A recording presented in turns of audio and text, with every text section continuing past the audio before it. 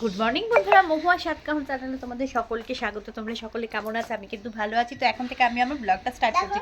সকালে খাবার কিন্তু হয়ে গেছে, আর এখন কিন্তু মেয়েকে নিয়ে পড়তে বসাবো। তার আগে ওকে স্নান করে দিচ্ছি। চুল ঠুলের দিয়ে অবস্থা আজকে কিন্তু ঠান্ডাটা, মানে কি বলবো, আমি জলে হাত দিচ্ছি, মনে হচ্ছে আঙুরগুলো কেটে পড়ে যাচ্ছে, এত ঠান্ডা লাগছে। যাই হোক, চলো আমি কিন্তু মেয়েকে স্নান করিয়ে নিয়ে তারপর পড়তে বসাবো, কেন যত বেলা হয়ে যাবে তখন স্নান করাতে অসুবিধা হবে। তাই যেহেতু 11টা বাজতে যায়, তো আমি ওকে স্নানটা করিয়ে দিই, তারপরে ওকে পড়তে বসাবো নিয়ে। তো সঙ্গে থাকো, দেখতে থাকো মহুয়া সাতক্ষণ। আর হ্যাঁ, আর থেকে আসি তোমরা সকলে কিন্তু ব্লগ ভিডিও দেখতে পারো, আশা করি কিন্তু তোমাদের ভালো লাগবে। আর আজকে কিন্তু এই ঠান্ডার মধ্যে আমাদের বিয়ে বাড়ি আছে, আর বিয়ে বাড়িতে আমরা যাব। খুব কিছু হাবর জাবর, কোনো সাজগোজ না, সিম্পল ওয়েতে যাব। গিয়ে কোনো রকমে অ্যাটেন্ড করাটাই জরুরি, মানে যিনি আমাদের নিমন্ত্রণ করেছেন তার নিমন্ত্রণটা রক্ষা করাটাই এখানে আমাদের কাছে বেশি গুরুত্বপূর্ণ। তাই আমরা যাব, গিয়ে অ্যাটেন্ড করে চলে আসবো। মেয়েকে কিন্তু স্নান করানো হয়ে গেছে।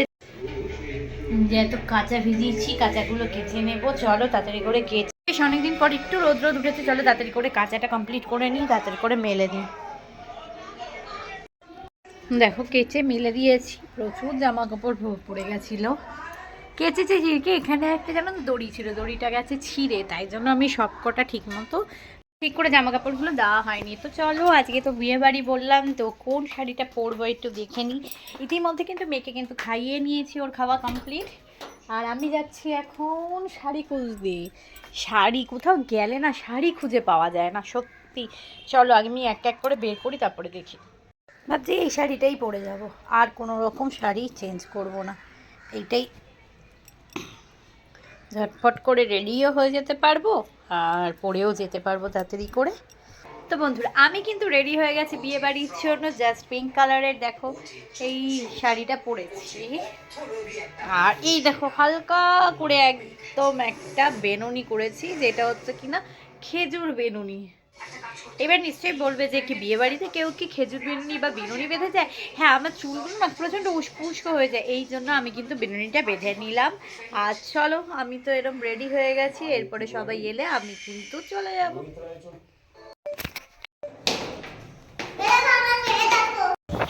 এটাই তো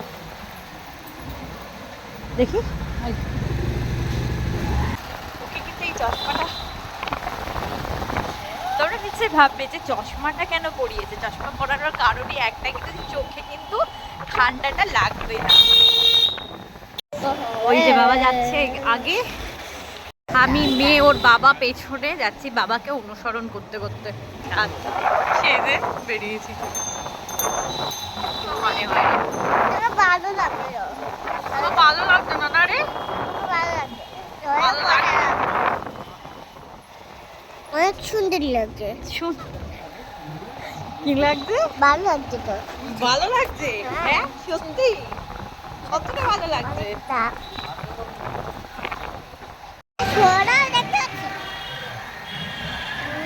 এত ঠান্ডা,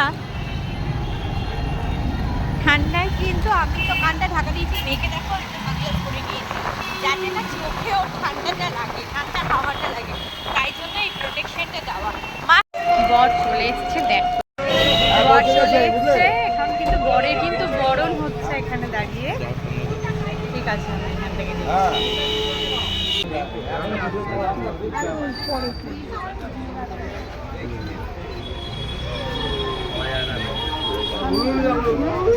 এইদিকে মেয়ে কিন্তু ওর বাবার কোলে উঠে পড়েছে, এই দেখ বসে আছে। কোল থেকে নামবি না।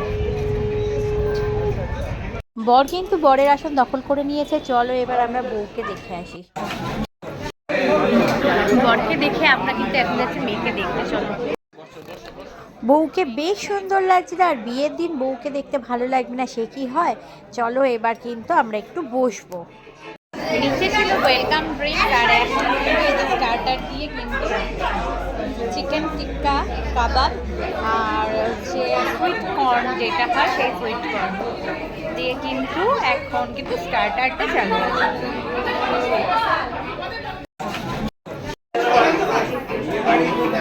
বরযাত্রী এখন কিন্তু সবাই ঢুকছে।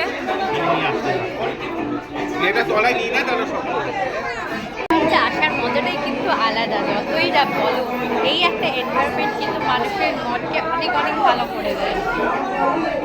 বউ কিন্তু রেডি হয়ে গেছে বিয়ের মণ্ডপে যাওয়ার জন্য, আর আমরাও কিন্তু এবার যেহেতু রাত হয়ে গেছে ফেরার তাগিদ রয়েছে। বুফে করলে কিন্তু খুব অসুবিধা হয় বসার, আর বসে খেতে না পারলে কিন্তু আমাদের মতো বাঙালিদের কিন্তু খুব প্রবলেম, আর বাচ্চা থাকলে আরও বেশি প্রবলেম। যাই হোক, কোনায় একটা চেয়ার টেবিল পেয়ে গেছি, তো আমরা সেখানটা দখল করে নিয়েছি। এবার কিন্তু বসে আছি, ওর বাবা কিছু খাবার নিয়ে এসছে। এই দেখো চলে এসছে সব খাবার। আজকের মেনুতে কিন্তু চলে এসছে masala kulcha, navratan chutney, fish butter fry, salad, sauce, Kashmiri pulao, chicken do pyaza, চাটনি, পাঁপড়, সুইট, আইসক্রিম, পান দিয়ে কিন্তু বিয়েবাড়ি খাবার শেষ হলো। আর এইদিকে কিন্তু আমি বিয়ে দেখতে ওপরে চলে গেছি, আর এখানে দেখে গিয়ে যে মালা বদল হচ্ছে, শুভ দৃষ্টি কিন্তু হয়ে গেছে, আর বর আর বউ চোখে চোখে কথা বলছে। যাই হোক, ওরা ওদের মতো সারা জীবন খুব ভালো থাকতো, আর এরকমভাবে চোখে চোখে কথা বলো। আমরা কিন্তু এবার গুটি গুটি পায়ে ফেরার পথে চলবো। এইদিকে বাবা আর কাকু কিন্তু খুব গল্প জমিয়েছে, আর আমরা কিন্তু বসে আছি এই গল্পের জন্য, ওয়েট করছি কখন গল্প শেষ হবে আর বাড়ি যাব।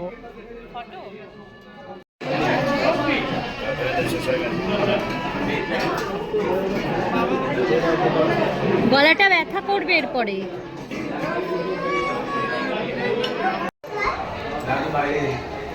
তো বন্ধুরা, আজকে ব্লগটা আমি এইটুকুনি রাখলাম। যদি আজকে ব্লগে কারো কিছু ভালো লেগে থাকে please like share and comment করতে ভুলবেন না। Please subscribe my channel. তো দেখা হচ্ছে নেক্সট ব্লগে। টাটা।